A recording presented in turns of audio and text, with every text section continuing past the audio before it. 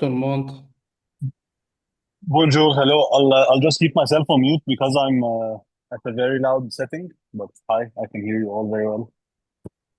Hello. Everybody, good morning. Hi. Good Yellow, morning. we will be starting shortly. Hello, We are Leah. just Hello. admitting everybody into the room and we can get started.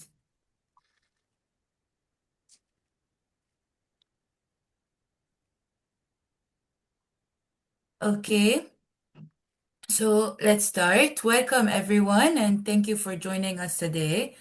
We're very happy to have you in the proposal stage information session. So we're gonna get started right away. First, let's introduce our speakers. We want everyone to welcome. We have Nicola Farhat, he's the program lead from Veritech. We have Minna Sabri, she's the lead technical assistant specialist at Chemonix Egypt. And we have Saman Jaffan, the grants and finance specialist at Veritech. And our speakers will be going through the informational session today. For logistics, I think we're all familiar with this, but I would love to repeat it again. For any questions, please leave all your questions in the chat. And at the end of this session, also going to have a Q&A for all the questions that were asked throughout this whole session. For Arabic and French interpretation, it's also available in the interpretation channel below. To access it, please click on the globe and then choose the language you would like, the preferred language that you'd like to listen to the informational session in. إذا كنت ترغب في الاستماع إلى العرض باللغة الفرنسية أو العربية يرجى الضغط على رمز الكرة الأرضية.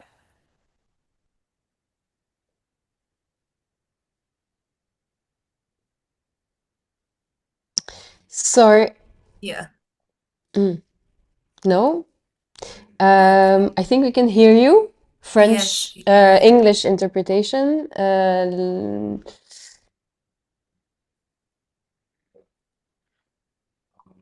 Okay. All right. Okay.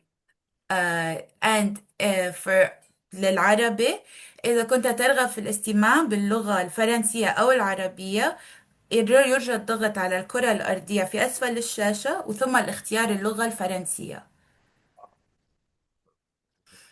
And you will find the recordings of this session on our website, and we will also be sharing the link with you guys through email.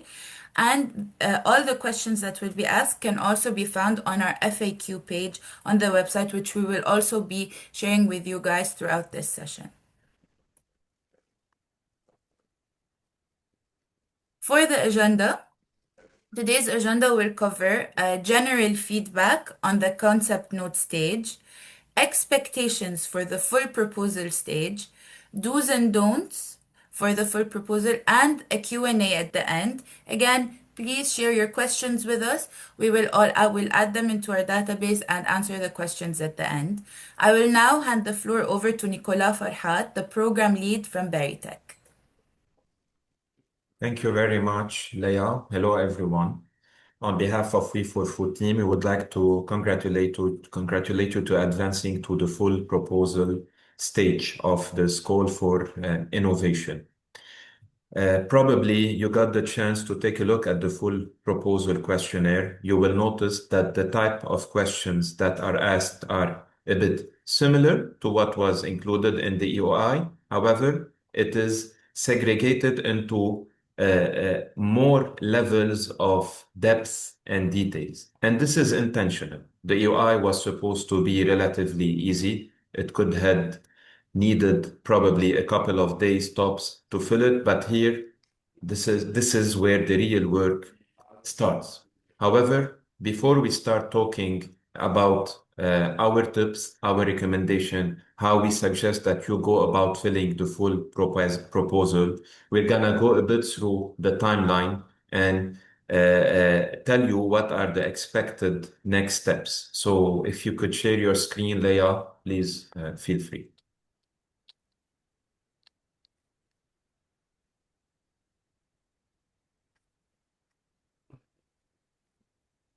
Nicola, the screen is shared already. Do you see it? No, I cannot see the screen shared. Can anyone else see the screen shared? Yes, We can it's see it. We can Yes. see it. Yes, we do. There is a tab on top, Nicola. Yes, it's clear. You'll find meeting and you'll find Talar's screen. Okay, the tab. Okay, now I can see it. Okay, very well. So there are still 2 weeks left to submit the full proposal. If you didn't start yet, we really recommend that you start working on it ASAP because the likelihood of providing an extension or a technical extension is very slim this time.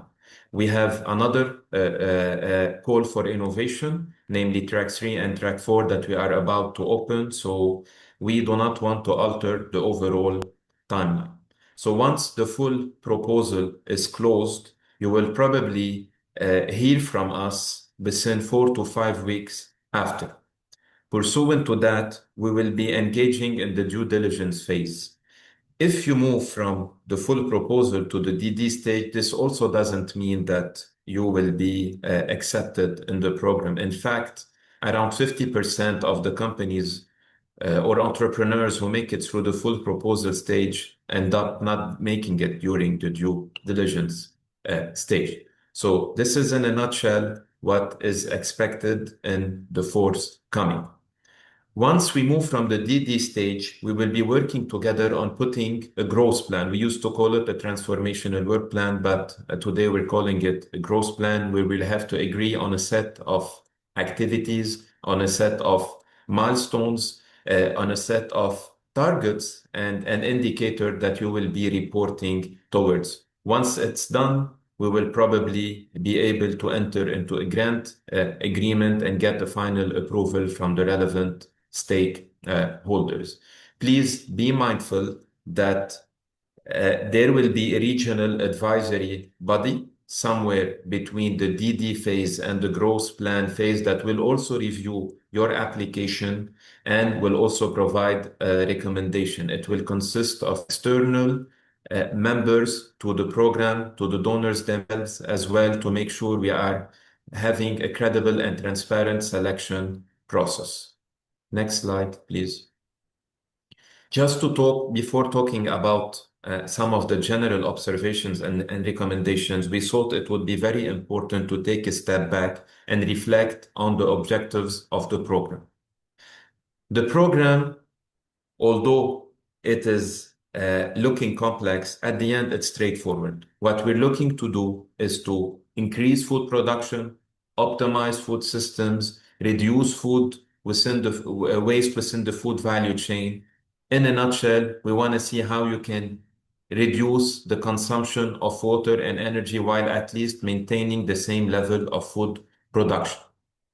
At the same time, the social component of this program is also simple and straightforward. Anything that could positively impact players across the value chain, such as smallholder farmers, such as customers, such as other stakeholders, is also very relevant.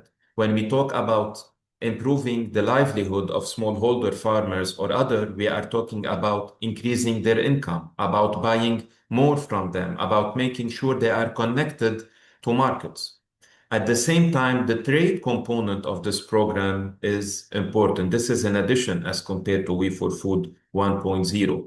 We want to see how potentially, especially the larger organizations under track 1, can tap into market opportunities outside the market they cater for. Next slide.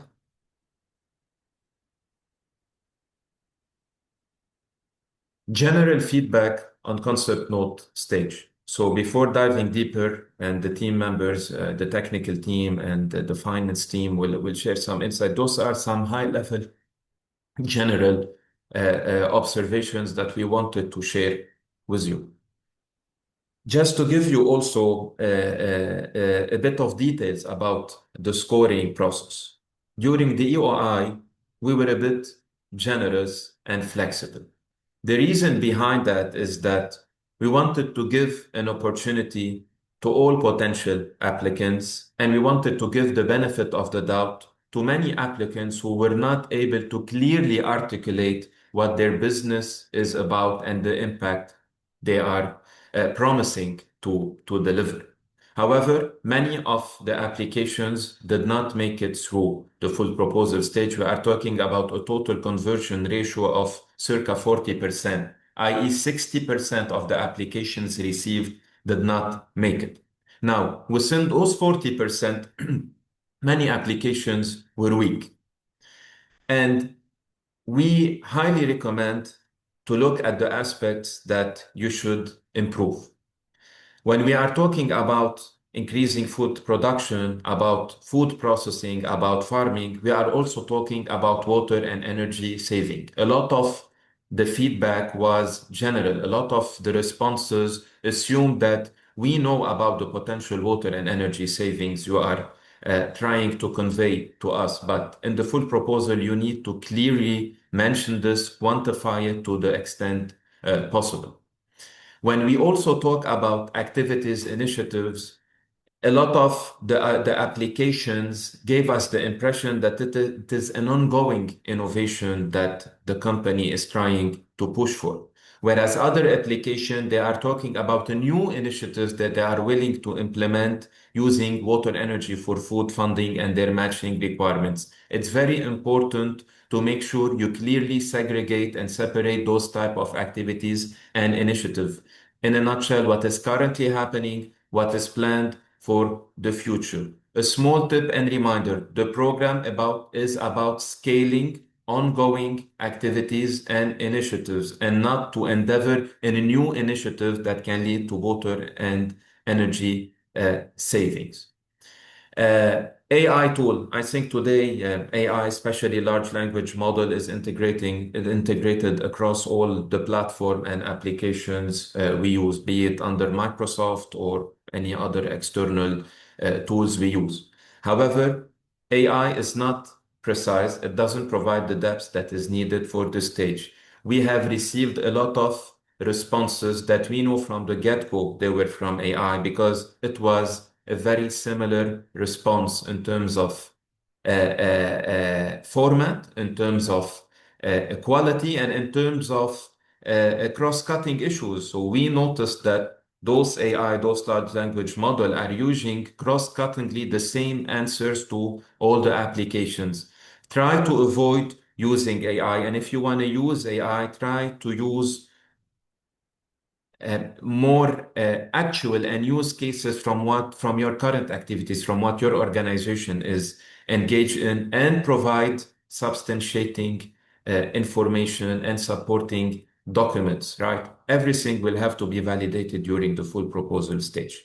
Talking about eligibility, as you know, during the EOI, there were a lot of questions, a lot of eligibility criteria, right? Like the level of revenues that is needed, the minimum number of employees, the EBITDA margin if you are under track 1, and so on. All the organizations that did not meet those minimum eligibility criterion under the EOI, they were not advanced to the full proposal stage. What I'm trying to say, if some of the organizations who made it to this stage, however, they misrepresented or mentioned information that was not accurate, we will be validating this in the full proposal stage. And if it turns out that this information shared under the EOI is not accurate, the application, the full proposal, will not be scored and it will be deemed ineligible. So from this stage, before spending a lot of time, if there is a mismatch between the financial documents, any other type of supporting documents required in the full proposal that does not align with what was mentioned under the EOI, our recommendation to you, do not waste your time and do not apply to the full proposal. I would like to wish you the best of luck in this stage and hand it over to the team to present the remainder of the slides. Thank you. Over to you, team. Hello, everyone. My name is MENA Call, and I'm part of the technical assistance team in Chemonics Egypt. I would like to first congratulate you on reaching the second stage. Honestly, going through the applications, it was amazing to see the very nice innovations and solutions. And we're looking forward to officially work with you in the upcoming period. Let me go through a couple of definitions that we use a lot in our program. And these definitions you can also find in the solicitation document. So you can go back to the solicitation document and you will find them there. The first main definition is the difference between customer and end user. So basically, a customer is the one that pays you the money for your service or your product. However, the end user is the one that uses. So, for example, if you are selling an efficient water irrigation system for to farmers, so the farmer or the owner of the land is the customer here, is the one that's giving you the money. The end users are the people working on this farm. So if he has like 5 or 6 farmers on the farm using your solution, so these are the end users. Next, please. By innovation, we talk a lot about innovation, and by innovation, we don't necessarily mean technology-related innovation. We also mean business model innovation, supply chain, end user financing. So it's unconventional, new or modified technologies, tools, products, or services, or processes that you're using to deliver your solution. Next, please. Business model, the way which you create, deliver, and capture value. You do not have to be a for-profit business to have a market-oriented business model. You orient yourself with the business model canvas to define and capture the pillars of your business idea. Next, please. BOP, base of the pyramid, we refer to a customer market with the lowest level of daily income. So these are the economically marginalized groups. These could be people who has per day income of USD $2 to $6, small order farmers, low income food consumers, individuals, basically individuals below the poverty line. And we always highlight the need to adopt or fill the gap to increase their adoption of your innovations. ESG, environmental, social, and governance. So evaluating the level of sustainability of the organization from beginner, intermediate to advanced. In the environmental, we focus on water management, natural resources management, and climate resilience, including energy and biodiversity. In the social, we focus on gender integration, poverty reduction, and base of the pyramid impact. In governance, we focus on team structure, decision-making, and accountability. Okay, so for the full proposal, do's and don'ts.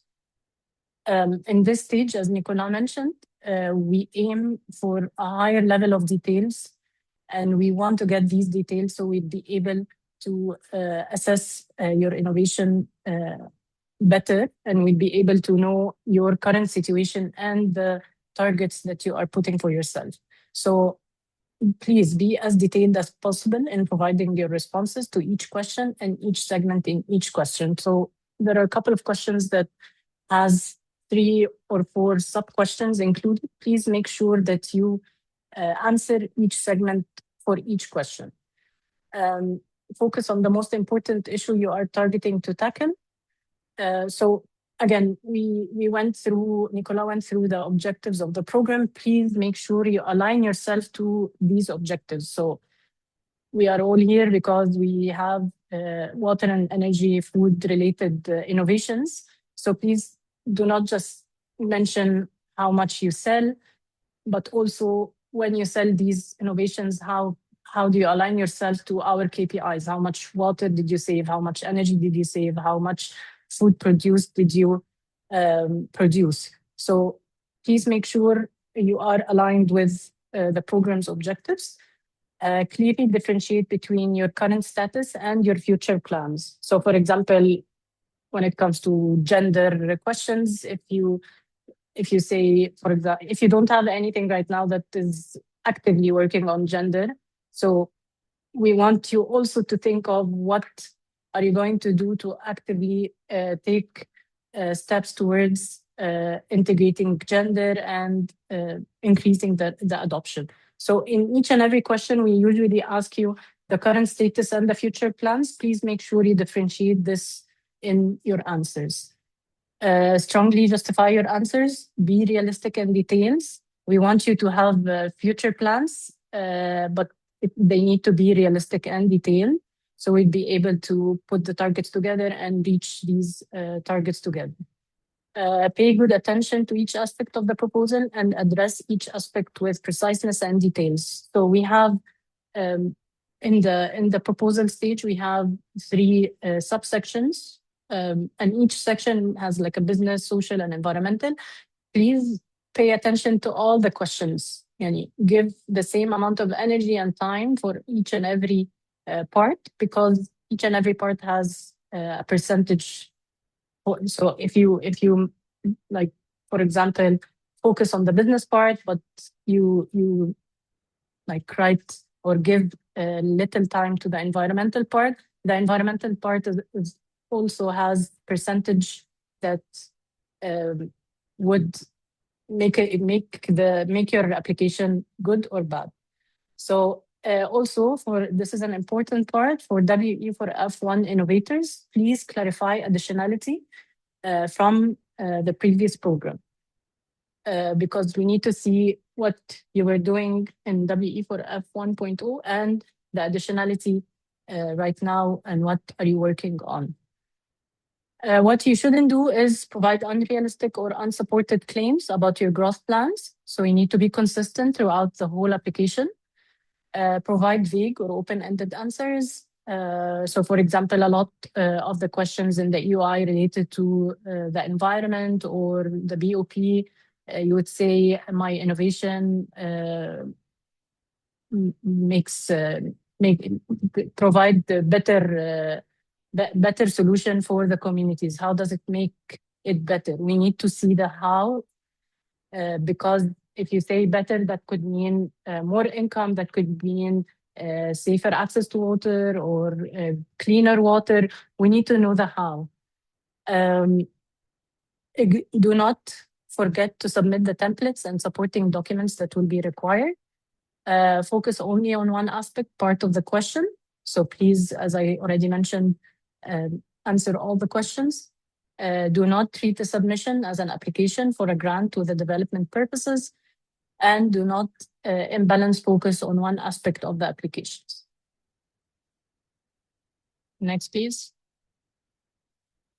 So as I already mentioned, the full proposal criteria, we have 3 subsections: business and financial viability, which is 35% of the score; innovation viability, which is also another 35%; and application sustainability, ESG, in developing countries, which is 30% of the total score. So our expectation here is that we need more details and supporting documents. So use references in justifying your numbers. For example, if you're saying you have partnerships, and maybe attach MOUs. And again, we're focusing here on the how rather than the what. So how do you plan to grow in terms of clear actions, interventions, and timelines? Clear and whenever possible quantitative understanding of both your current status and your future plans. And please differentiate between both, so we would understand your current status and what you're planning to do. Full financial and legal details, including all financial statements and registration documents. Next, please. So we want to understand how many end users you have served accumulatively since the firm started and until the end of 2025. This means a cumulative number of each sales instance you have made since you started and how many end users it serves. Again, going back to the definition, you will have to count them, and you will have also to provide like your assumptions to make sure that this assumption is right. Differentiate between business to business and direct sale. If you sell a technology to a factory or a distributor, and this distributor sells to multiple end users, count the end users and explain the logic again. So this applies to business and applies to business to consumer. If you sell a technology that is shared by multiple farmers, count each of these farmers or food consumers. So you need to present a detailed and realistic answers to convey how you can reach thousands of end users. There are a lot of mandatory templates, and there are a lot of areas in the proposal that you can upload supporting documents to explain more or to substantiate your answers, the written answers. So please do so and use them. So the first part is the business viability, which is 35% of the score. The first question is related to the business model. As Nicolas mentioned, this was already included in the EOI. However, this is a chance for you to explain your business model in more details, including like the key aspects. And please do not forget all the aspects. So like customer segment, distribution channels, key activities, partners, etc. We've noticed that this was not answered very well in the EOI phase, and a lot of the aspects were missing. And that's why I am reiterating that you need to put enough time and effort into answering all the questions and all its sub-questions. It's one of the first questions, so that it basically sets the stage for your innovation so that we could understand what your business is all about. So please explain it in details, and as a supporting document, a business model template is included. So please also fill it and upload it so we can assess it. Here is the model. Again, here we're looking at the current status and the future forecast or projected. So in black font, please write the current status, and in blue, please write the forecasted or the projected. So this tool is very common, and you will find a lot of details about it if you need online, and you can read about it and watch videos about it, but let me go through it very quickly. So on the right, it includes the customer segment, your relationship with these customers, and what kind of channels do you use to reach these customers. And on the left side, the internal workings of your business, including key activities you deploy to serve this market, what are the key resources you use to deliver the product service, and who are the key partners that you leverage to deliver your value proposition. And of course, on the bottom, there is the main cost structure and what are the main revenue streams. Again, we're interested in your current status and your future, so please use the different font colors so we know the difference. And we encourage you to highlight what's of interest to the program. So also your water and energy savings and focusing on smallholder farmers. Can we go back, please? Okay, so the second question is about the competitive landscape. So here we're looking to understand who your competition and what's the competitive advantage to what already exists in the market. This could be in comparison to direct competition or indirect or substitute products or services. This competitive edge doesn't have to be related to technological edge.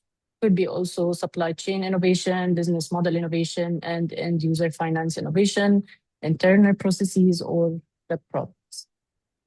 There is a question number 3 here that asks you about intellectual property, but this one is not scored. It's just important for us to know. And then question 4 is the innovation pricing. So here we ask you about the pricing and what your customers are willing to pay for your solution, and how is your price in comparison to what they are willing to pay for. So if you have a higher price than what they are willing to pay for, so what makes you competitive? How will you fill the gap or lower the barrier for adoption? Again, you can talk about what you have done already and what you are planning to do in the future. And then the 5th question is about the qualifications, the team qualification. Here we ask you to upload CVs or any other documentation to describe your key personnel. What we usually look for when it comes to The team qualification is the diversity of your team to make sure it's balanced. You have technical person, operational business, finance expertise on board, and how this current composition or in the future can help scale up your innovation. So here, please use the opportunity to provide backup documentation so we would understand your team better. Next, please. And then I hand it over to Samaen to talk about the financial related questions. Thank you. Yes, thank you, MENA. Hello, everyone, and congratulations again for reaching the stage. I'm Samaen Jafan, Grants and Finance Specialist, and for the next few slides, I will guide you on the financial part of the full proposal. Specifically, I will explain Q6, Q7, and Q8 questions. And of course, I will give you a detailed explanation of the budget and the matching fund. So let's begin by the Q6, question 6. In this section, you will be providing details about your unit economics and your financial records. So basically, in Q6A, what you will be providing is a basic math of how your innovation makes money and what it costs to deliver. So we're asking for your average selling price per unit and your unit cost. All those information are required to understand your margin and whether scaling is realistic or not. Let's say, for example, for products, you need to break the unit cost into main components, typically production, inputs, packaging, storage. Of course, you can share any backup like a supplier code, invoice, or any costing sheet. Also, for the services, you can provide per unit. So the unit is usually one delivery of the service. So you can calculate the cost per service delivery based on the staff time, the salaries, number of service sessions.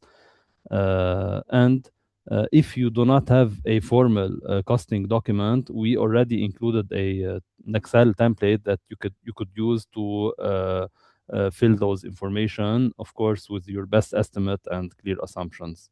Of course, the key point here is that you should provide realistic numbers.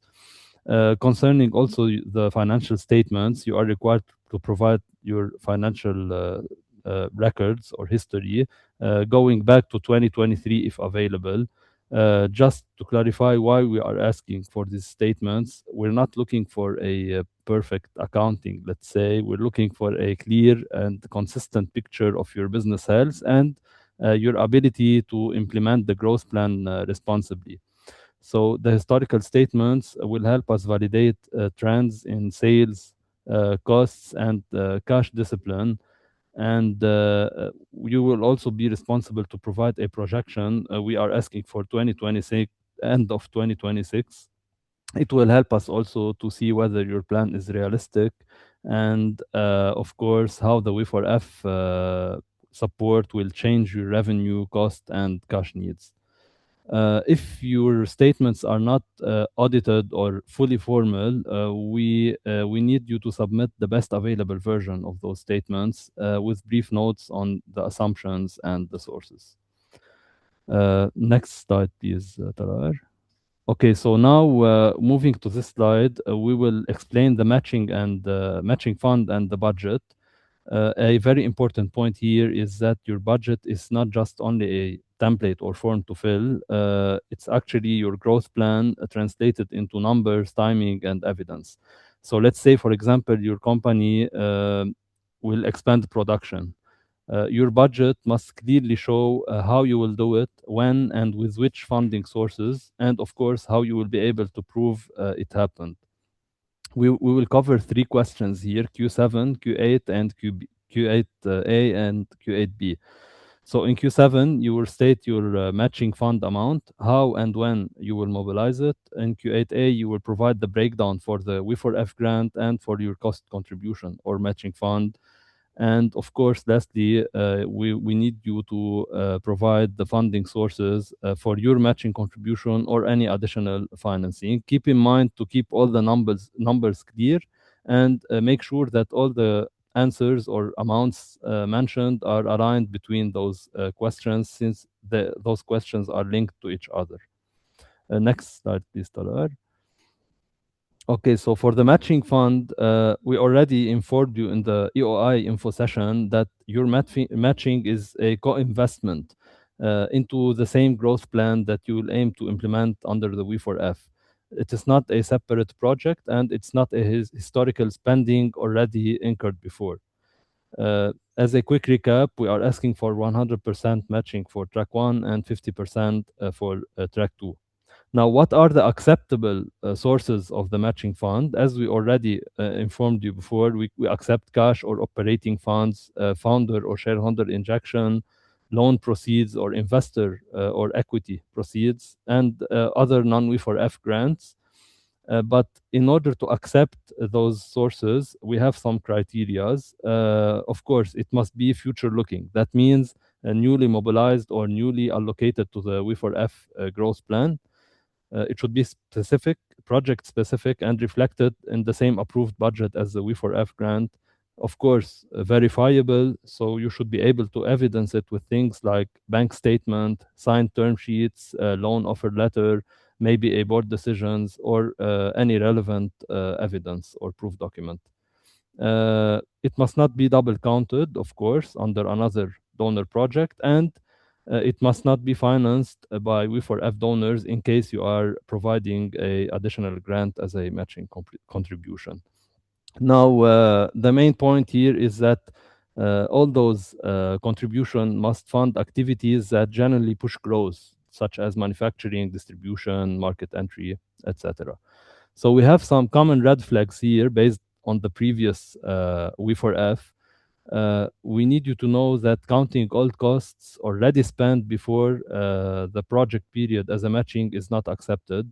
Also, saying management time with no basis or evidence, or listing funding sources with no realistic availability date also cannot be considered.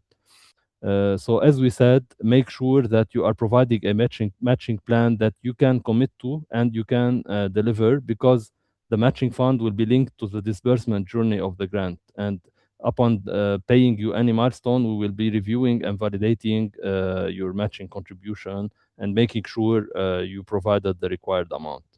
Next slide, please, Talar. Okay, here we have the budget template.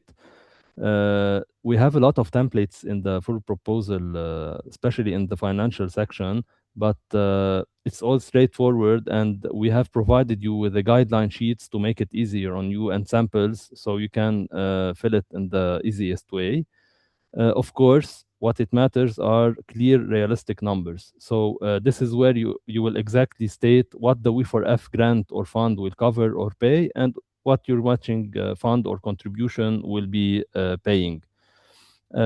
This template is an audit proof of your growth plan. So we need, once we look at this template, to know what you're implementing, the cost assumptions behind it, and the timing, and whether the plan is realistic or not. So as an example here, you can see if you'll be paying, let's say, for a project engineer, of course, you should state the unit per month, let's say the unit costs, his monthly salary, the assumption 50% maybe from his time will be allocated to the project. Now, the most important point is that you will be filling the monthly breakdown, and automatically the total in the column highlighted in green will be calculated. So no need to fill anything in this column. You just need to provide the monthly breakdown and it will be automatically calculated. The same thing for the raw materials. Let's say per ton, if you're buying cow manure, for example, you should state that the unit is measured per ton, the ton price, and how much tons you'll be buying per month or per quarter. You will find two tables, one for the grant budget and a similar one for the matching fund contribution. You should fill separately both and make sure that the total of the grant and the matching contribution are equal to the project costs. Of course, you have to follow the formula logic in the tables, and you will find the different categories that you will be filling, such as personnel, production costs, equipments, other costs, all stated and detailed in the tables. Now we have some do and don't here. So you should use only USD. Even if you operate in your local currency, try to convert it using a reasonable and valid legal rate, and be consistent, of course. you need to write clear assumption. So if you're providing the unit costs, it should be based on supplier quotations. The salary should be based on the monthly payroll or the current payroll, and it should be phased, as we said, by month. And separated from the grant should be separated from the matching contribution. On the other side, for the don'ts, we don't need to see a lump sum like saying the operation will cost us 30,000 without providing detailed breakdown. This cannot be accepted. Of course, do not include any cost already spent before the approval date of the grant, and do not include general company expenses that are not relevant or tied to the WE4F growth plan. We can move now to the next slide. This slide is not a breakdown or a budget, additional budget breakdown. It's only a table in which you can state the source of the matching that you will be providing. And if you have any additional financing beyond the matching contribution, you can also mention it. So for this reason, you will find two sections. We have section A for the mandatory matching fund contribution. You can mention the source, such as operating cash, loan, investor, the amount, the status, if it's currently available, pending, or in progress, and the evidence that you can provide, such as bank statement or any other relevant proof document. For the section B, if you don't have any additional financing beyond the matching contribution, you can leave it blank. In case you have any additional financing, you can provide it here. Also, you can state the source, such as equity round, supplier credit, working loan capital, etc., the amounts, the purpose, and the timing that you expect to receive this financing. Please make sure that you do not mention the WE4F grant in any of those tables, and do not double count any same fund across multiple rows. If you do have a potential funding that is not secured yet, don't pretend it is. Use honest language. So you can state like in discussion and provide what you have as a evidence of or proof documents. We can also move now to the next slide. Okay, so this is a simple checklist before finalizing the templates and submitting. Just make sure that the numbers are aligned and reconcile along all the questions. Okay, you should ask also yourself if the budget clearly support your growth plan and milestones that you are proposing. You should make sure that the costs are future-looking and the monthly phasing is realistic, and the matching is incremental and evidenced. So basically, it's the same story told in three ways in those questions. You need to make sure that all the answers and numbers and figures are interlinked to each other, and they are all supporting your growth plan for the WE4F. As I said, your goal is to provide clear numbers, clear assumptions, and clear evidence, and make sure everything tells the same story. That's it, I think, from my side. I can handle it now. We can move to the next slide. Okay, that's it. MENA, I think you can continue from here. Thank you, everyone. Thank you, Samayan. So the next part of the proposal is related to the innovation viability, which is also counts for 35% of the score. The first question is innovation description. This was already asked in the EOI phase. However, here we ask you for greater detail. So please describe it in detail, your innovation, whether it's, again, as we said, the innovation could be related to technology. So if the case is technology, please provide the technology specifications. If it's related to business model, please highlight what's innovative about it. If it's about the process, please also describe so. If it's about the financial mechanisms that you use to sell your product, please also describe this in detail. And there is also a chance here to provide to upload any kind of documentation to back up these responses. The second question is about innovation validation. So here we ask you to state your track record in piloting or validating your innovation. And we are interested here to know the track record to date. again, to sell your innovation, but we're also interested in understanding how you've done so for BOP, vulnerable groups, base of the pyramid, women and the poor. And here there is also a part where you can provide documentation and backups to substantiate these answers. Next question is about the existing and the targeted customers and end user.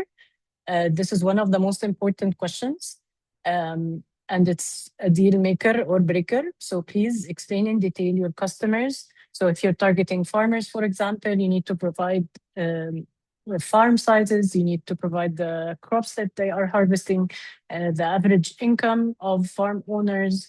If you're targeting food processors, then add details such as how much in tons do they produce. So the more details, the better.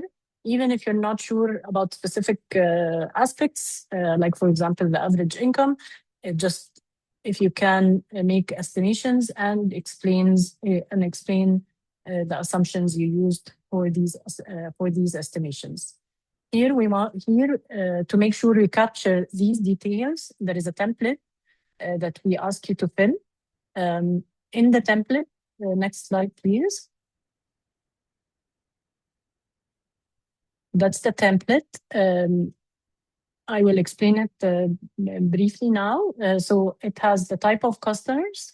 So if you serve them, for sure, like smallholder farmers, medium to large scale farmers, cooperatives, NGOs, etc. And then we have a definition for each type of customer. And then we have a column that has to do with the type of product or service that you provide these customers, and geographic locations. And please mention regions within one country as well. So if you, for example, target farmers in Egypt, please specify where in Egypt, like if you have Upper Egypt or Lower Egypt, please specify the different regions. And then here we ask you total number of customers, so historical and projected in 2026, and it automatically adds up the total customers that you target. And then we have the average percentage of female customers from these numbers that you provided in the previous column. And these could be averages. It doesn't need to be like precise numbers. It could be averages. And then the last one is the average percentage of customers. So these could be refugees, internal displaced persons, returnees. And yeah, that's the template for question 3.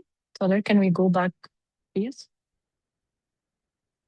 And then the next question is the customer challenges. So here we want you to describe the challenges faced by your customers and how your innovation overcome these challenges. So these challenges could be technological, legal, logistical, financial. And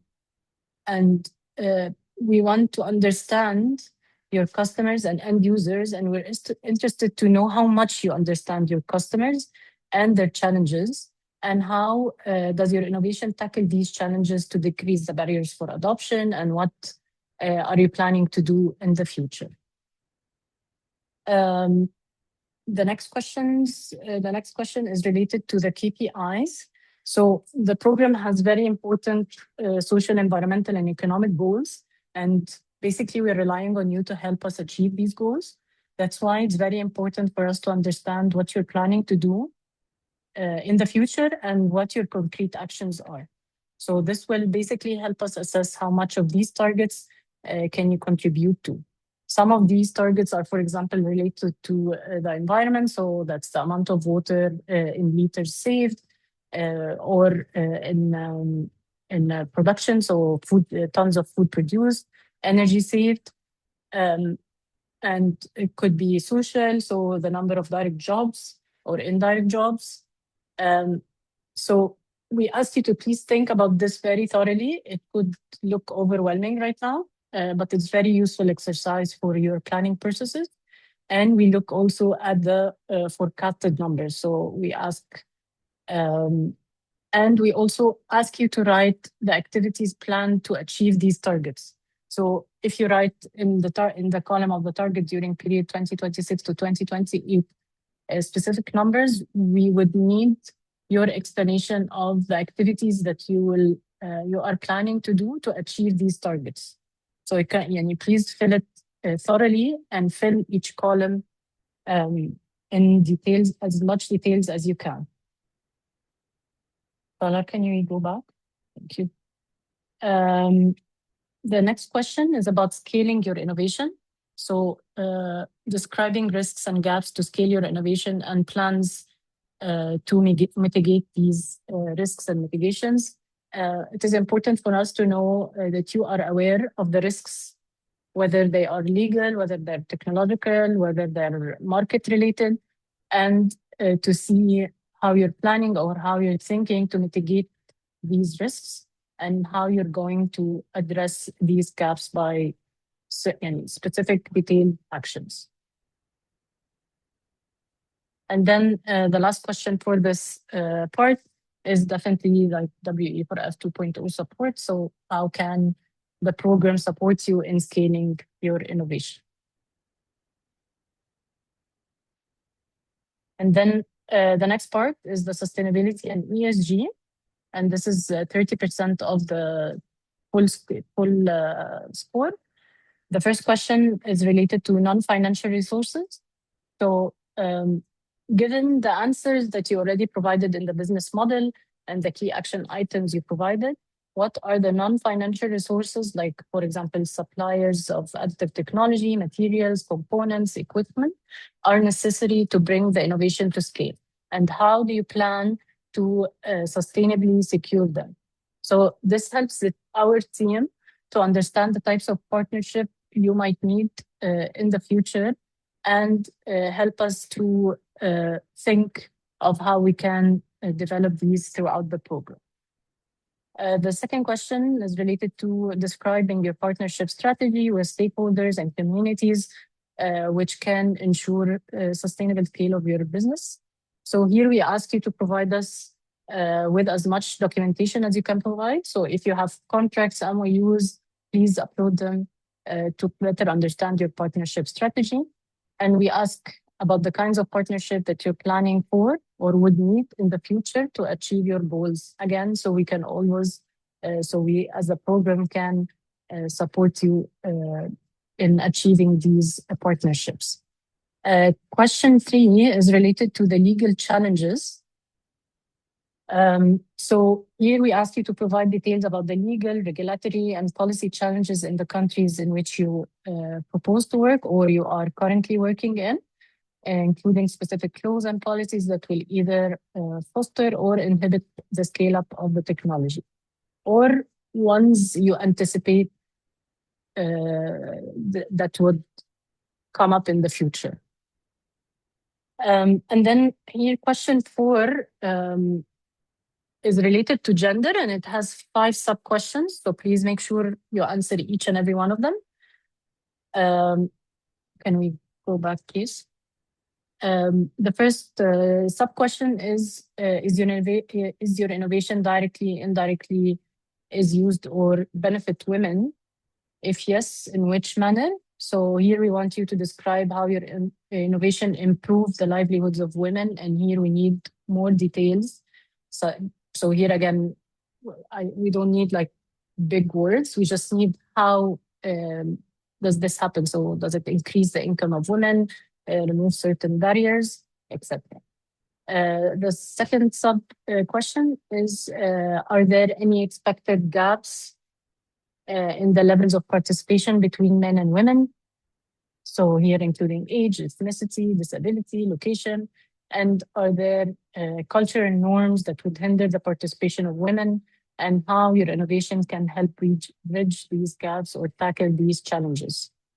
So again, here in the MENA region, we have a couple of cultural norms that might hinder women's participation. So here we ask you to detail these like gaps and how through your innovation can you bridge such a gap. The third one is describe how you ensure or will ensure women benefit from your innovation as a customer, supplier, worker, or employee? So what are the actions will you take to ensure that women benefit from your innovation? So for example, it could be operations, sales, access to finance. So did you adopt any of these activities to enhance women's participation, or are you planning to do so? The fourth one is, have you ever directly marketed to women based upon an understanding of the role in the agricultural value chain? So did you alter product design? Did you provide financial solutions, marketing to enhance outreach?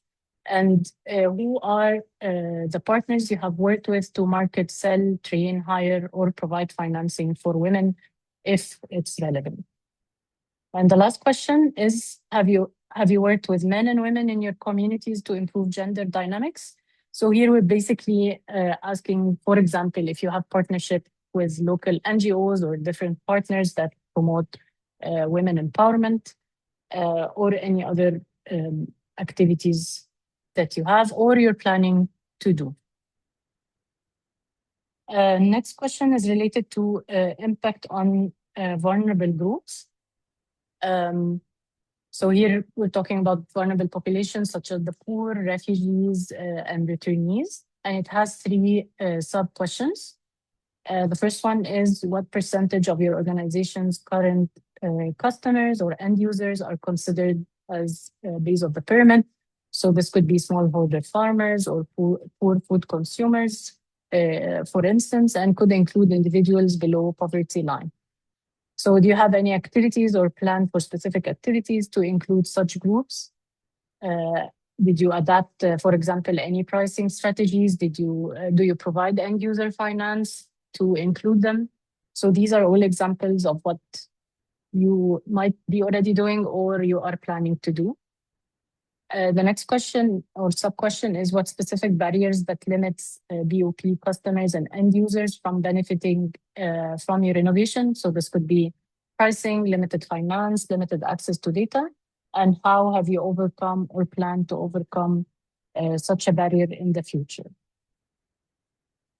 The last one is, how do base of the pyramid customers and users benefit from your innovation? So this could mean higher yield results in greater sales volume of crops, better quality outputs, results in higher prices, time saved permits more economically productive activity in a day or a week, job creation, financial and physical security, control over the produce, sales, fair remuneration. So please provide numbers or percentages, if possible, reflecting savings or increase in income or profits for BOP. Again, please make sure with these questions that you clearly make a distinction between what you're already doing and what you are planning to do. And then next question is innovation challenges. So what are the social, economic, and environmental challenges your innovation faces that may prevent its scale up, and how do you propose to overcome those challenges? So this, for example, could mean you have a challenge attracting key talent, you have a challenge with end user financing, import, export. So these are examples of the challenges. And in our program, we call this the enabling environment. So what are the main bottlenecks that limit scale up, and how do you propose to overcome them? This also helps us think on how can we support you. Question 7 is related to environmental impact. So here we ask you, how may your innovation have negative impact on the environment in your target markets and geographies? And what measures do you have planned or have taken to mitigate such impact? And how do you monitor your environmental compliance? And here you have also the chance to upload any supporting documents such as environmental certification, environmental impact assessment studies that you might have already conducted. Here it is important to write the environmental impact through analyzing your activities, and the template which we will see right now, the template here includes a couple of questions that will guide you to think about any negative impacts that you might have. Talar, can you please go next? Thank you. So it's a questionnaire, and it will help you think about the process and the activities that you do, and the possible negative impact. This could be unintentional negative impact. It doesn't have to be like intentional or like. So, for example, we have a lot of examples when it comes to energy savings that affect water usage, for example. So this could be unintentional, and we need to think about these so we can actually put in place mitigation measures. Can you go back? And question 8 is about climate risks. So here we ask you to describe any climate risks your innovation might have and how you plan to address them and how will you build climate resilience. So it's climate risk could result from climate-triggered challenges which your organization, end users or suppliers can face. And these risks could include drought, floods, extreme temperature conditions. So for example, do you have sensor to measure changing temperature?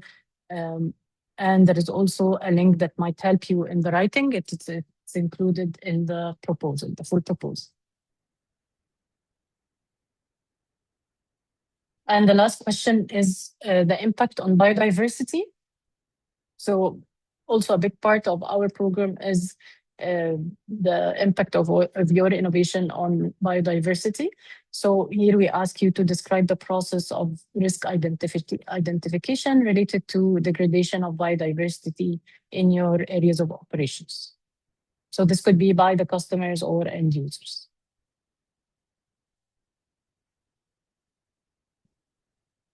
So again, to reiterate what we're looking for in the full proposal phase is we look for clarity, depth, and evidence, and details, a lot of details. Write as much as you can.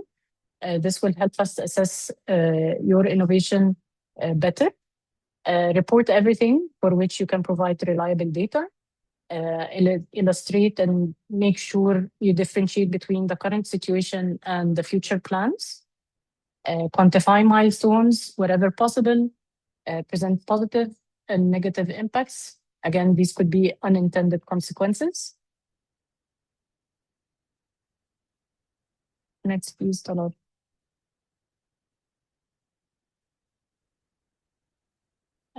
You can submit the proposals in both English and Arabic. There is an English and Arabic versions, and you can submit in the English one using French language. The questions are in English, but you can answer in French. And please start ahead of time. As you can see, we've been discussing the questions for the last hour and explaining them to you. And it will take you time to answer all of these questions and to gather all the information. So please do not leave it till the last minute. And you can actually skip ahead in the application. You don't need to fill it chronologically, and you can save it and go back to it. So please start as soon as possible.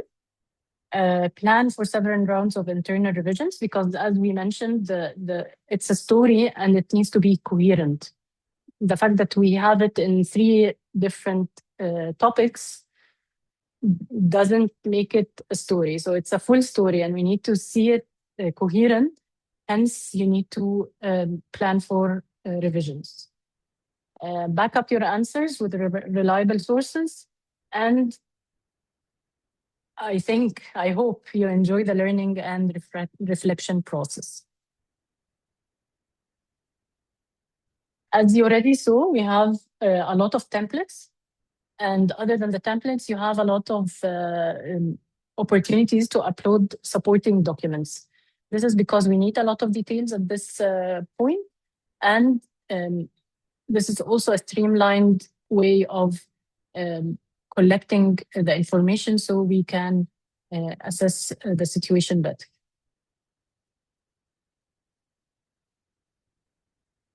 And now I hand it back to Leah. Thank you. Thank you, Minna. Thank you, Saman. Thank you, everybody. So for the FAQ, as you can see here, all the questions that were raised today and even raised previously, you can find them on our website. You can find the link here. I will also be sharing it in the chat, which is we4f.org/MENA-FAQ. And you can either download the document, you can skim through questions, and you can also you can click on the contact us button, which will take you to our email, and you can email us for any additional questions that were not mentioned in the document. And please don't hesitate throughout the process to email us any of your questions. Then you will find it updated onto the document and the website itself.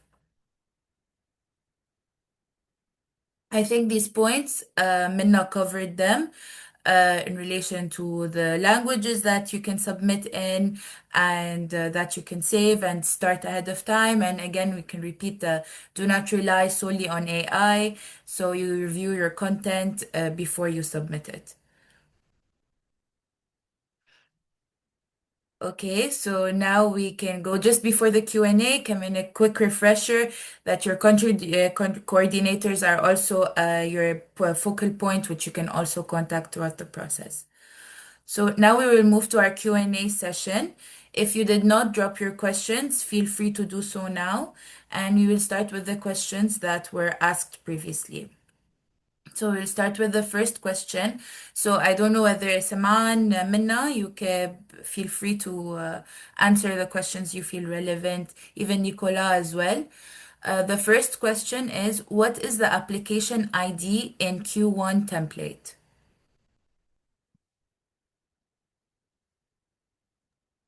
Right, I will answer this, Leia. So if the companies kept a copy of their initial application, they should have their ID. If they don't have it, it's totally fine. As long as they write their company name the right way, we should be able to get this. So no worries about that. Thank you, Nicola. Our second question. We would like to clarify the co-financing requirement for the project. Is the required contribution limited to cash investment only, or can in-kind contributions also be considered eligible? For example, if the project involves expanding and upgrading our production line, can the value of the land, facilities, and infrastructure provided by our company for the project be counted as part of our contribution, or is a financial cash contribution mandatory? Thank you, Leia. Saman, I will address this question. I think the presentation made by Saman was crystal clear and very thorough.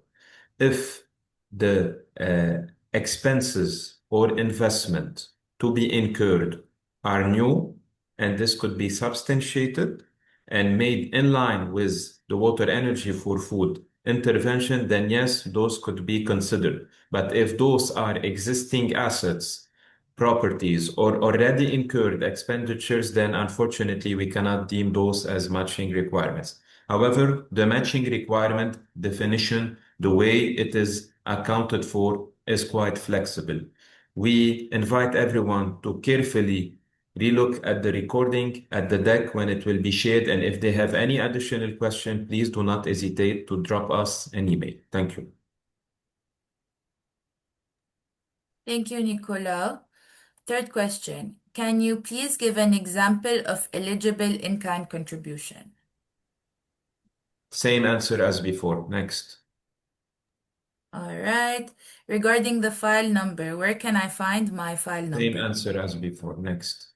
For the budget and project plan, should we present our current operational plan and financial system as they exist today, or should we present the projected plan and budgeted structure that we intend to implement if we receive the grant?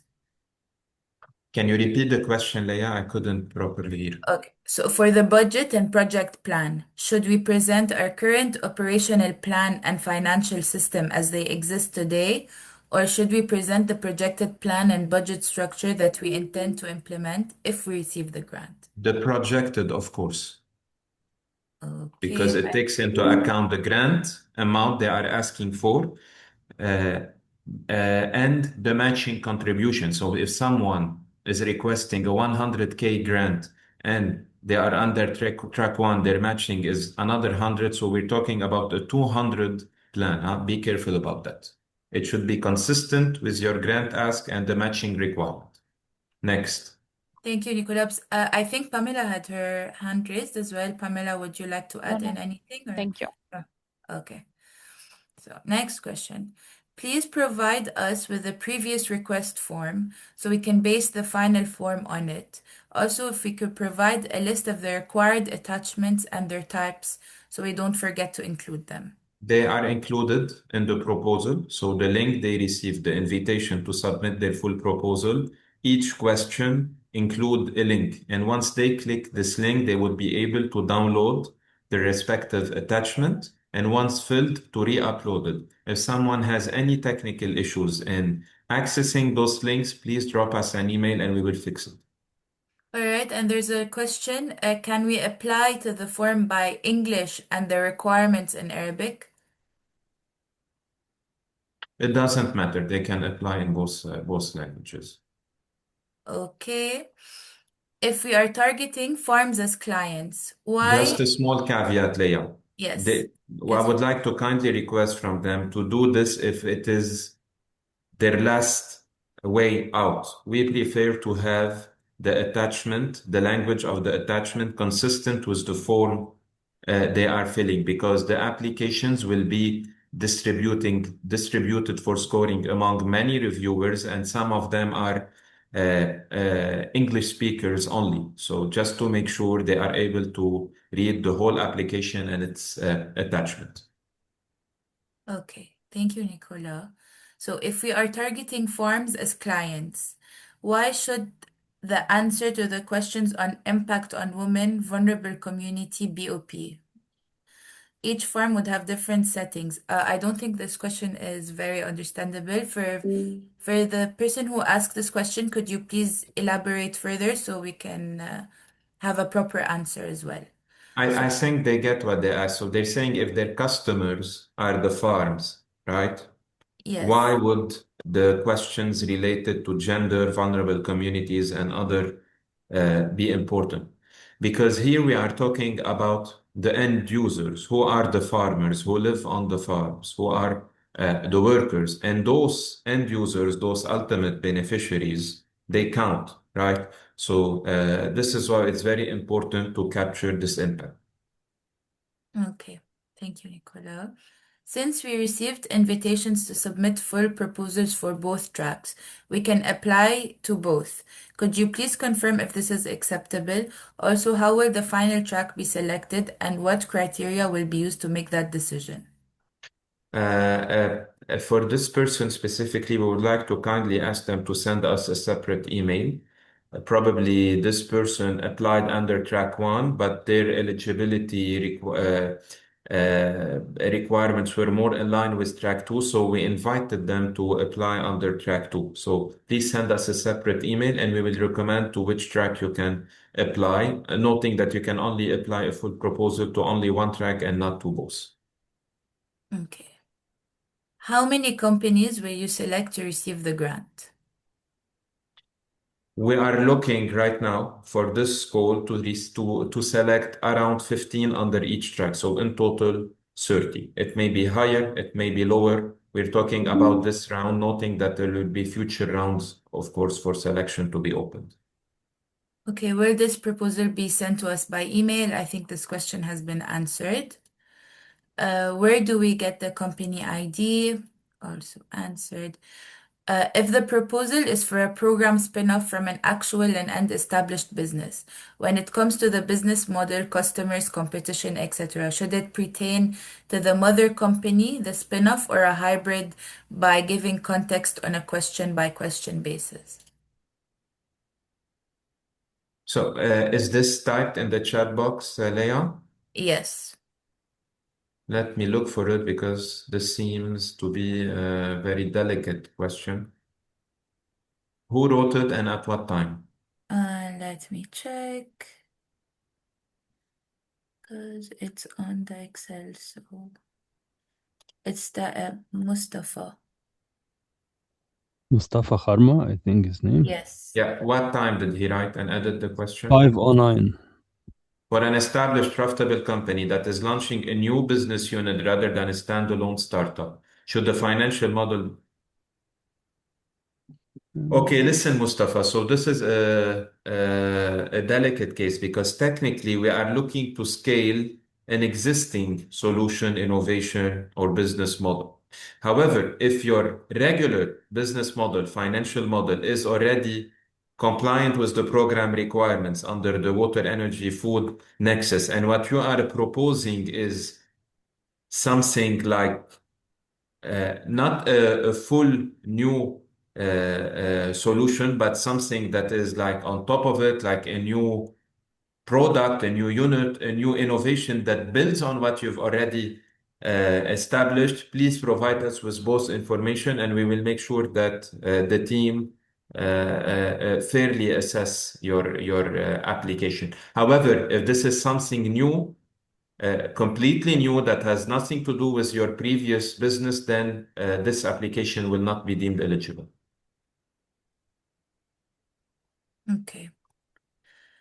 So another question. So for our B2B clients category, you mentioned that they are the ones that provide products for other farmers. What about agribusinesses providing products or crops to normal clients? What about? Repeat the question, What please. about agribusinesses providing products or crops to normal clients? They count the same. So those are similar to B2B clients. Those are similar to distributors. Instead of the distributors selling equipment, those agri businesses are selling crops or are selling produce to other customers and end users, and they would count as a B2B customer. Okay. Do we have to show the energy savings in kilowatt per hour or in cash savings in USD, for example? I think the template says in kilowatt hour, if I'm not mistaken. Yes. If I am, please In correct kilowatt me. hour, yes. Kilowatt hour. Okay. Can you provide us with a model for investment and financing for track 2? For example, we have already invested 70,000 USD. What are the investment options for new investments and how will the grant be used? There is a budget template. We are talking about future investments and the budget of the grant. If you are selected, how will you use it on top of the matching requirements? We are not talking about the historical matching requirement. However, if you do not have a term sheet or a potential investment opportunity, the matching requirement can stem from your existing cash flow, from your profitable cash flow that you are willing to invest in the company's operation. Your matching requirement will not be required on day one. The grant will be dispersed over several tranches, i.e., upon signing the grant agreement, you will get a payment, let's say 20K. We are expecting from you to match 50% if you're under track 2 of those 20K, i.e., 10K, before getting the 20K. If your next payment is 30K, after 5 or 6 months it's due, you will be expected to match 50% of the next month's 5 to 6 months later. However, the team has a dedicated investment and facilitation unit that is looking and willing to support you in raising investments in the future. If you are selected, of course. Okay, I think this is the last question. So if anybody else has any question they would like to ask, please share it in the chat now. So regarding the following requirement, please provide your company's annual revenue and operating profit for 2023, 2024, and 25. In addition, provide the projected revenue and operating profit for 2026. Supporting documentation should be submitted in the form of audited and reviewed financial statements, including the full set of statements or any other financial documents. Could you please confirm whether internal audit reports or other officially internally prepared financial documents would be acceptable as supporting documentation for this requirement? Thank you, Leah, for your question. For companies under track 1, we expect to receive full audit reports of year 23 and 24. If year 2025 has not been signed off by the auditor or the draft is not ready yet, we would accept internal audit report. if someone under track 2 does not have an audit report for the latest financial year or the year before, please send us whatever you have and we will consider it. However, be mindful, any unofficial or unaudited reports will be subject to further scrutiny during your due diligence to make sure that the numbers reported in terms of revenues, units sold, and so on are accurate. Thank you, Nicola. Okay, we have another question. If we have an HQ and subsidiary, which entity statements should be sent? The one receiving the grant or implementing it? Technically, the entity receiving the grant should be the one implementing it. You cannot apply under the name of company X and then have the money owned by company Y, be it a subsidiary, fully owned, partially owned, implemented. We are talking about the same entity. However, if the mother company, the HQ company, is not registered in the country of operation, and they will be implementing the activities in the targeted country within the 9 countries we are covering, we need to make sure that the majority of the money is flowing to the company implementing it, i.e. the subsidiary. So it might be better and safer to upload both companies' financial statements, and we will see in the due diligence stage, provided you advance, we can reflect on the status of each company's financial position. Okay, I think these are our questions. If anybody has any quick question, and if not, and there are any new questions that pop up, please, I will be sharing all the needed information. Thank you, Nicola. Thank you, everybody, for speaking today. For any additional questions, please feel free to email us. In the chat, I sent all the needed links. Our main website, our FAQ page, there's a recordings page as well, where we will be also having this meeting's recording onto it, and our social media.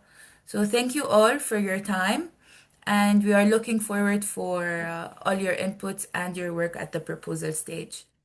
Thank you, everybody, and good luck. Thank you. Thank you. Thank you so much. Good luck, everyone. Bye bye. Thank you very much. Thank you.